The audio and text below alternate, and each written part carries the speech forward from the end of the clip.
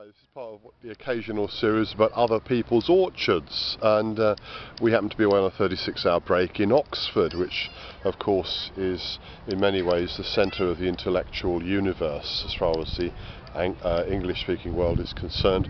We've just visited an art exhibition at the Ashmolean and had lunch in the Eagle and Child, where of course J.R.R. Tolkien and C.S. Lewis, those two such influential writers and thinkers, used to meet for a drink and to talk about elves and goblins and dragons and such.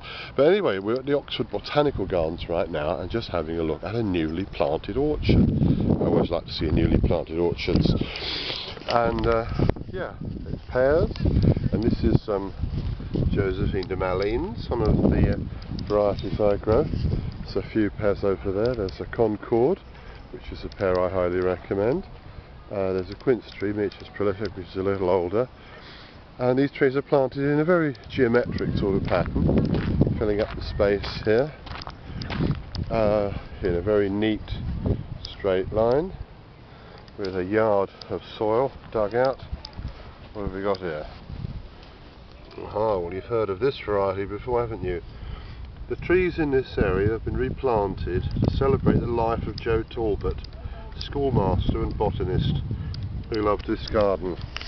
Okay, so if you love someone and want to remember them, planting a tree is a good thing. These trees look as if they've been planted this winter, or possibly maybe last winter. I mean, there's that much growth that's occurred. These could be 2 years old. I mean, it could be 2 years since it's been planted. I suspect they have been. Oh, that's a good one to see. Corpensia plant, one of the oldest known apple tree varieties. Discovery. Yeah, some people like Discovery. I don't. It's an early apple. Here's a row of. Well, let's go and see what that individual one is. Looks like a pear. Pears communis. Hardy. A good, steady, reliable pear. One of the ones in the row. Vegetable garden here. Oxford's worth a visit. Bill Bryson, Pitmarston pineapple. Bill Bryson has written a number of books about England. The first, and I think the best, was well, England and travel generally. Notes from a Small Island. And he wrote about Oxford. He said, you know, if any of the many things that happened in Oxford had happened in Iowa, where I come from, there would be a theme park about them. And it is certainly a culturally very rich place. Malus domestica, Egmont russet, a splendid variety. Yeah, what's coming out? 16th, or was it the 15th today? Ellison's orange. Limelight. That's a new variety I've never heard of. Meridian, another new apple. Red Devil. Red Falstaff. I can't remember if we've got a Red Falstaff. I think we were going to get one, but I don't think we have. Red Windsor. Anyway, so there we are. Very formal, linear planting. How far apart are these?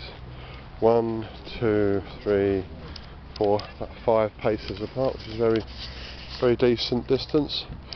Anyway, so other people's orchards. This is the orchard in the Oxford Botanical Gardens, which seems to have been planted or replanted just recently. And it's a really nice place. Lots of families here. Lots of people who look as if they're having their lunch here. Probably got a season ticket.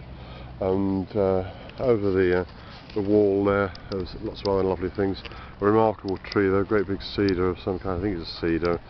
Really great big tree. And over there is Christ Church Cathedral, where some of the Harry Potter footage was shot. John Wesley was one of the people who was educated there, and I think Archbishop Rowan Williams is now the is it the provost or the whatever the head is of the person who looks after a college. Anyhow, not to worry.